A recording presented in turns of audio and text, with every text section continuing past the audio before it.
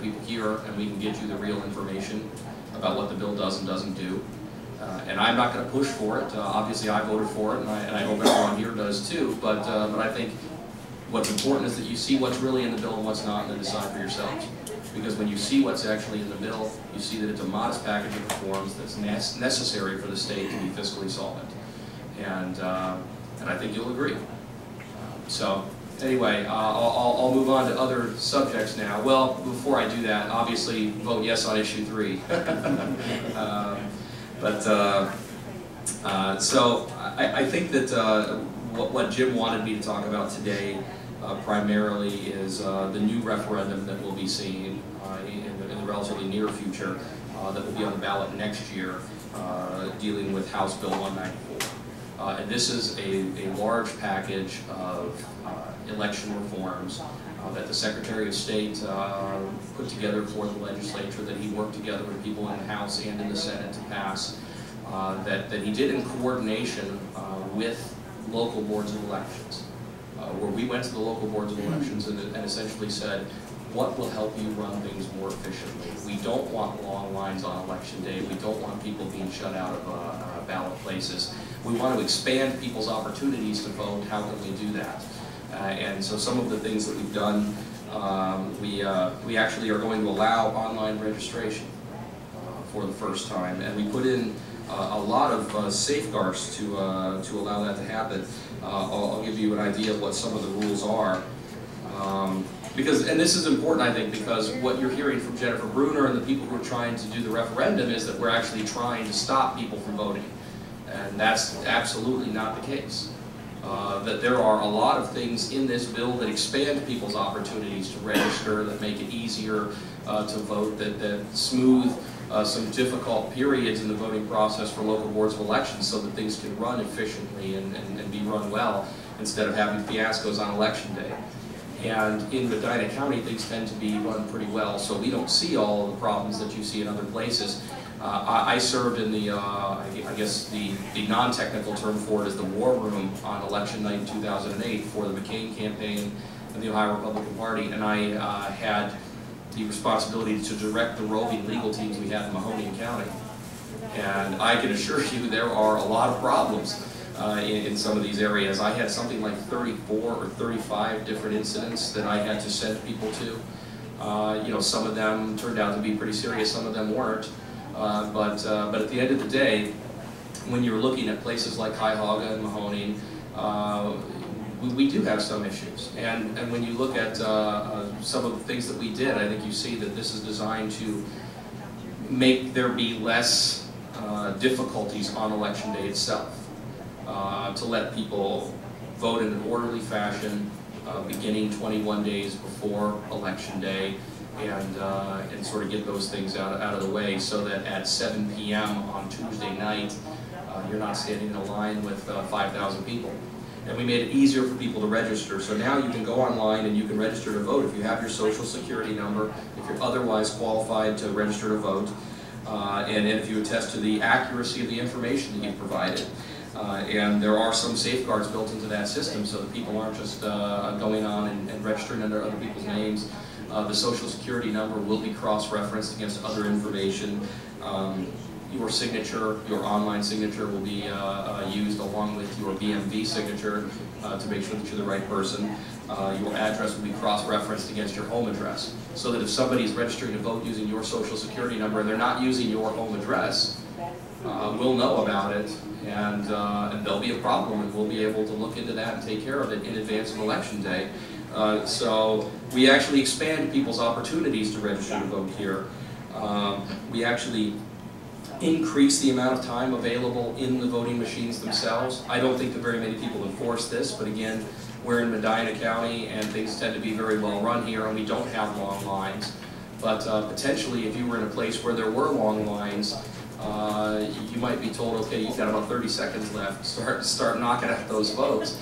And when you look at things like issue 2, like issue 3 that are on the ballot, you know, if you go through all of the different races that there are, and then we all know you have to spend some time on the judicial races because you don't always know which party people are in or who everyone is. Then you get to the issues. If there's 3 or 4 of them and you need to take the time to read them and make a reasoned decision, we thought, well, 5 minutes isn't long enough. So we doubled the amount of time that you can spend at the machines. So we made it easier for you to register. We allow you to use machines for longer periods of time. We included a provision where local health officials have to notify elections officials of people's deaths so that people who are no longer with us are not voting with us. Seems like a pretty reasonable reform. And we did some changes to the requirements for provisional ballots. And in particular, if you look at, in addition to House Bill 194, we had another one, House Bill 224, where we allow you to cast provisional ballots, but require that you provide the last 4 digits of your social security number or your driver's license or state ID card when you do that. And then there is a procedure where we go through before provisional ballots are checked, and we make sure that your addresses match up and that you are who you say you are. I think it's important to protect these. I voted provisionally a couple of times.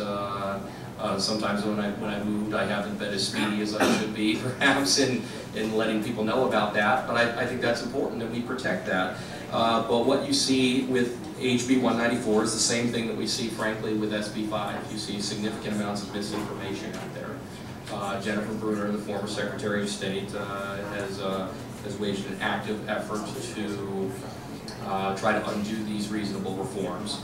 And in addition to that, we've seen the Obama campaign come into the state of Ohio and try to undo some of these reforms. Go ahead. Have they actually submitted enough valid signatures yet? I don't believe that the signatures have been validated yet, but they submitted, I think, 318,000. So I'd be very surprised if they don't have enough, and if they don't, they'll have another 10 days to put it back on the ballot. But this caused a host of problems for us, too, because we had changed the primary date to May, and because we assumed a week and a half ago when we passed the congressional lines that they would get enough signatures for this, we actually had to move the primary or set the primary date in another statute again. So the primary is now going to be in March. And it actually created some potential problems had we not done so, of having 1 day for the federal primary and 1 day for the state primary, which doesn't make a whole lot of sense. I think it probably works out great for a lot of state elected officials, because if you're in the second race, people think they already voted, and incumbents probably tend to do pretty well, but I'm not about incumbent protection, I'm about doing what's right for the citizens. So we said, you know what, let's try to have it all on 1 day. We have to put it in March, and then we had to spend a significant amount of state money to get the local elections officials able to be up and running in time to pull off new races in March with whole new precincts and new districts. So this has caused a fair number of problems, and we can argue about whether it's good or bad to have a primary in March or May, but at the end of the day, a lot of it was because we anticipated them getting enough signatures here. I think it's probably better to have one a little earlier. I think Ohio has the opportunity then to be a larger voice in the presidential primary. I know some people who felt very strongly that it was better if we were in May specifically for the presidential primary, because there doesn't appear to be a clear leader on the Republican side, at least, and I think some people were sort of hoping if it's a dead even break between Romney and Perry or Kane or whoever, this might let Ohio be the final decision maker. I don't know that we can really guess which date works out better for us in terms of influence, but we did have to change it, and we did have to allocate significant funds, frankly, from the state to the local boards to get them up to speed as quickly as possible. Go ahead. When I worked the election board, there was always a problem with people moving. Sometimes they would come to the wrong precinct, and they said, well, this is where I live when I registered. And this causes a problem. Is there anything that's been done about that? We have, and that's one of the things actually that the people trying to repeal the bill have complained about the most. I have a list actually here of the things that we've seen in news stories or left-leaning blogs or press releases from Jennifer Bruner and her organization, and that's actually the very first thing on my list. One of the things that we changed was that under the prior rules, the local elections officials were required to direct people to the proper voting site. And there is a presumption, I believe, that if they do that and then you still go to the wrong one because maybe they gave you the wrong information, that those elections officials have done something wrong. That somehow you should have been more thorough, that you breached some kind of duty. I think it's important that you do tell people where to go if you're able to get that information. But what we did in this bill was we permit them to do that. And our expectation is that you still will. And my expectation is that if you make a purposeful habit out of not doing it, you won't be an elections official for very long.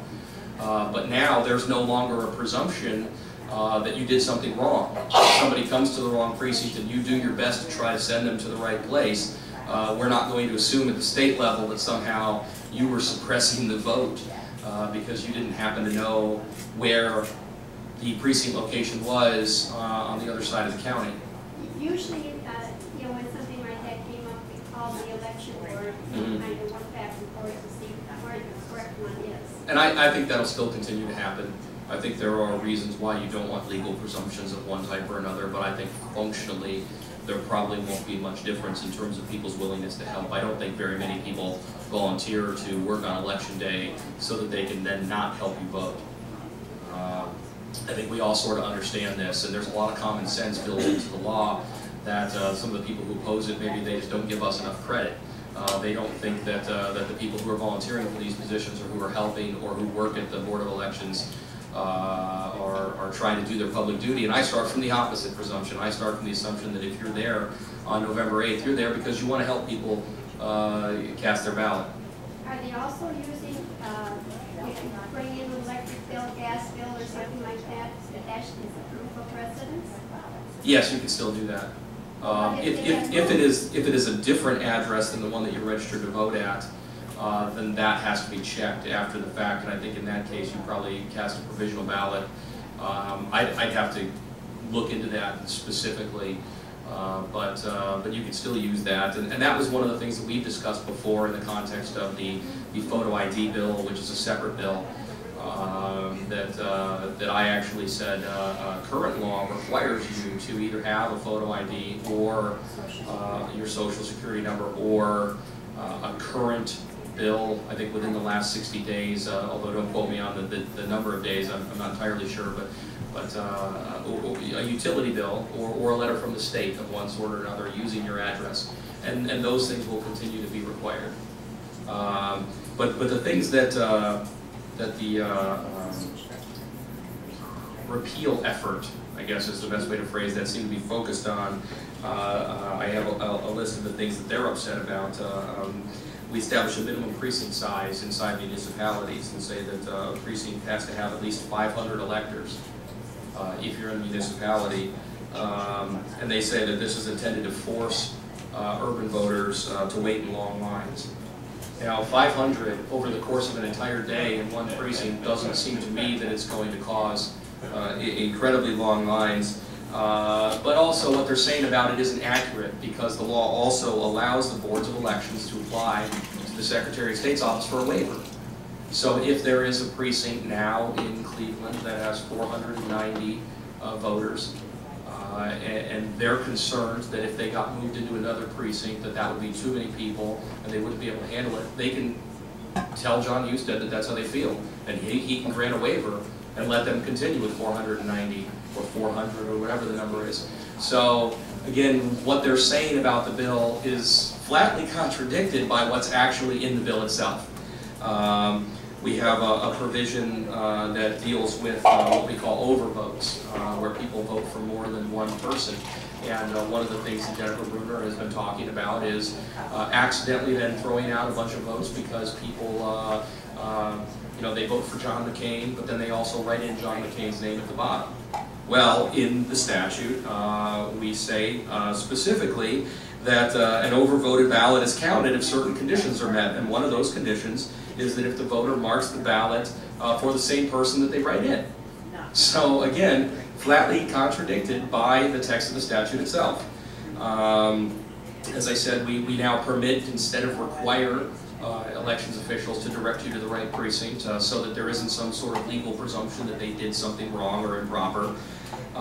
We reduced the time for mail-in voting from 31 to 21 days prior to the election. We reduced the time for in-person voting to 17 days. And we did these things because local boards of elections were telling us that this is what they wanted, that they wanted to have an orderly system. We follow the advice of the people who are on the ground. I believe in local control, and I think a lot of my colleagues in the legislature do too, and we believe that local officials ultimately know how best to operate whatever it is that they're operating, whatever it is that they're supposed to be experts in. I'm not an expert in taking ballots. So I call the Board of Elections and I say, what do you want? What do you think will work the best? And that's what we've done. Go ahead. Again, when you're born, you get a Social Security number. And when you become 18 or thereabouts, you can have a driver's license. So every person should have a Social Security number, and most people will have a driver's license. I don't think there's any need for anything else. Well, and I don't think that this bill does anything to make it more difficult for people to vote, frankly. We have protections in place Well, that I'm just we looking are. for accuracy. Okay. Go ahead. I have a problem with everything except the phone. Why do we have to have a social security number or tax bill or requisite? You don't. Why can't we require a photo ID? Now, I understand, I'm power of attorney for an elderly woman who's in a nursing home. If I work in that nursing home, I have the name, address, social security number, and on and on and on, for a slew of people. I could register all of them under this system. And by simply having to know the social security number, I can certainly vote for all the male members of that institution, and probably a number of the female members that they have named like in the past. So, why can't we require a photo ID? I know the state has photo IDs other than driver's license. The claim of the other side is, well, that's a poll tax because you have to pay for that photo ID. So, okay, then that's not me. But let's require a photo ID. Let's not have it where you can, vote liberal, vote early, vote often. This needs to be stopped. We can stop it by, we can't tip their finger with purple ink, but we can certainly require a photo ID. The other thing is that, are the death records now being buried to the voter records so that, every 4 years we don't bring back the dead? Resurrection's a great thing. That is my understanding, that there will be significant data sharing now among the different branches, not just between the health officials and the Secretary of State's office, but also between the BMV and the Secretary of State's office, so that you can't have an ID or a driver's license that says one address and then register to vote somewhere else without explaining to one or the other why that's the case. So I think that this will make things run more efficiently. It will actually make it easier for local elections officials, in part, not necessarily because we have people who are voting who passed on, but because now the rolls will be smaller and more manageable, and if things like that do happen, there will be fewer opportunities for it, and you'll be able to catch them. So that's a big part of it. Well, I was going to say, as far as what Chuck said, as far as being able to, go in and vote for everybody, the truth of the matter is, as long as you have voting by mail, you're not going to have photo ID anyway, so the person in the nursing home can do the exact same thing with no problem at all, just by mailing it in for everybody in the nursing home. Well, and anyone who does that would be committing a crime, and Yeah, presumably the Secretary of State's office will investigate it. But I don't think there's going to be any attempt by anybody to get rid of absentee ballots. Go ahead. I just have a couple questions for you. Sure. Bruner's obviously gone, so what is she the head of now? What she's leading this fight? She worked with some liberal-leaning interest groups to collect signatures. I think that there is a common theme sort of forming in Columbus now that because the Democrats lost the last election, what they'll do is they'll simply try to referendum every major piece of legislation we have.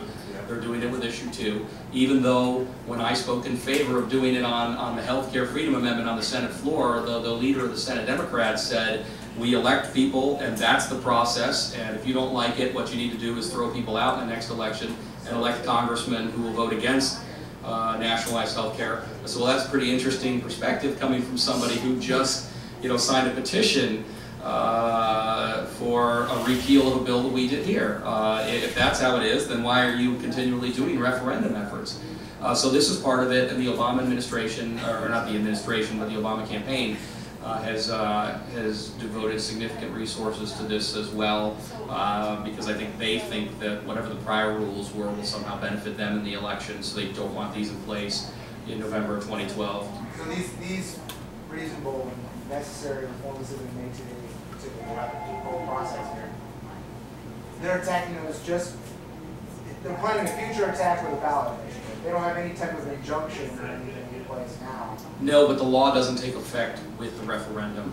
They have 90 days after we pass the law to get the signatures, and if you get enough signatures, it gets put on the next ballot cycle, and in the meantime, the law is not effective. Now, they have enough signatures. I think that the Secretary of State will find that they have enough, and then this law will not take place until the end of next year. I'm not sure what our current plan is, but frankly, I'm of the mindset that you can't rule by referendum.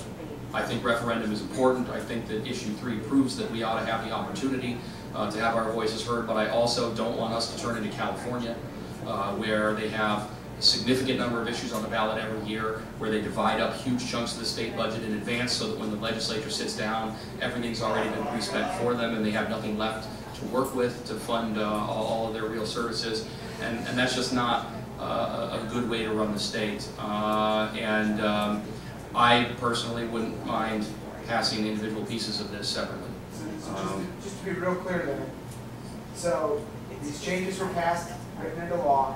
However, within a certain time period, they presented enough signatures to the Secretary of State to have that law put on ice, so to speak, until the next election cycle, when it will go. It will go on the ballot next November in 2012. So these reforms will not apply. They will not right now. What I'm saying is that there are some people in the legislature, and I would be inclined to agree with them, that at least for parts of this, as far as I'm concerned, we should go ahead and pass them again and make them referendum those individual pieces, because I think we're headed in the wrong direction when we're saying every single time the Republicans pass a bill that we don't like, we'll put that on the ballot. They're trying to do that with the congressional maps as well. And I'm not exactly sure what the strategy there is. I mean, what do you do if you have the congressional map on the ballot? If people say, well, we don't like this map, well, what happens? In the meantime, we've had a congressional race, and we have 16 seats after the new census, but we've got 18 people in the old map, so we can't use the old maps. That's all it is. I think that's probably right, and you know, John Husted and a lot of other people in the legislature on the Republican side of the aisle tried to change the system that we use to draw legislative districts 2 years ago, and Armin Budish and the people in the House sat on it, and they sat on it for one reason, because they thought that they were going to control the legislature. They thought they were going to control the apportionment board, and they wanted to be able to draw the districts. They didn't want fair districts or balanced districts. They wanted the districts that would help them. And they lost those races. Now all of a sudden we need a new system. I actually do think there are some problems with the system. I think Senator LaRose is going to work on a new bill early next year to try to improve it. And I'm likely going to work on that with him and try to help him get it passed. But you know, that's not a particular reason for saying that there's anything wrong with these maps.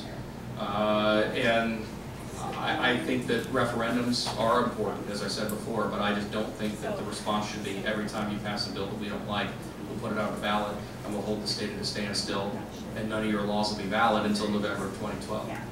And the last question then is, that sounds like a great approach. How does that apply to SB 5? I mean, I'm hopeful, but not necessarily at this point optimistic about about SB 5 sticking around. So what are our state leaders doing to try to safeguard some of these again, common sense and reasonable? Right now, I think what we're primarily focused on is getting issue 2 to succeed on election day. And I know we've been running a lot of television commercials. I know the other side has been running more. We're spending a significant amount of time and money and resources and people on the issue 2 effort. The fact of the matter is we're not going to outspend the unions. They can snap their fingers and tax their members essentially and make another $5 million a year anytime they want to. And that's largely what they've done. But we have expended significant resources, and I am optimistic. I think if you look at the recent polling on this issue, the gap is closed. And the gap is closed despite the fact that we're being outspent. And the more that people know what's actually in the bill, the more that people understand what's in it, the better the bill will do. And that's, I think, why we've seen the gap closing in recent months. If issue 2 ultimately isn't successful, we go back to the drawing board. And I think some of the reforms in there are still going to happen. And if we have to pass separate pieces of legislation dealing with some of those issues, then that's what we have to do. Because frankly, some of it is necessary as a matter of just basic fiscal responsibility. That bill saves approximately $1.3 billion per year. 1.1 billion of that is at the local government level, 200 million is at the state level, and without it, I'm not sure how local governments are going to survive. They need some of the ability to save this money, or they need to lay off thousands of people.